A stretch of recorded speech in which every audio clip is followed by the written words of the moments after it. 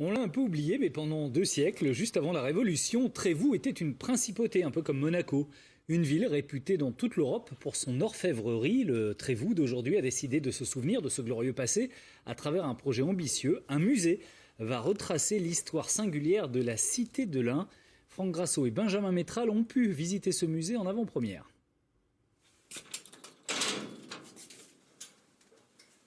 L'ensemble des collections de Trévoux était accessible qu'à un public d'initiés. Il fallait prendre rendez-vous, venir à la mairie dans des conditions bien particulières.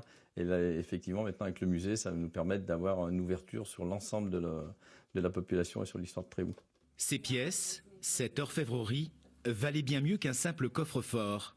Ces trésors ont désormais pour écrin un hôtel particulier. Le lieu témoigne du riche passé de la cité, qui fut jadis capitale de Dombes.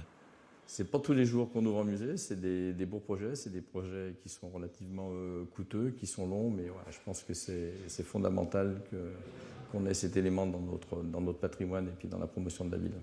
Et le musée retrace la vie de cette principauté qui battait monnaie et échangeait avec l'Europe entière. Une puissance née d'un péage fluvial sur la Saône. Une popularité née de son artisanat si particulier, de l'orfèvrerie, mais aussi et surtout de ses fils d'or et d'argent produits pour la broderie. Son industrie s'appuiera ensuite sur cet héritage, avec la fabrication des filières, ces outils percés où l'on faisait passer les métaux pour les réduire en fils. Trévoux a aussi marqué les siècles par ses écrits. La principauté avait son dictionnaire, une encyclopédie.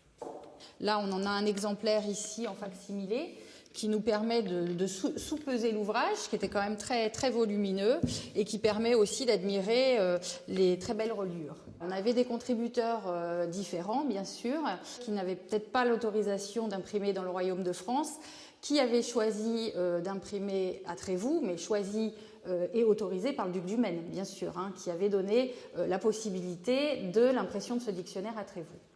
En 1762, la principauté fut rattachée au Royaume de France. Fin du rayonnement.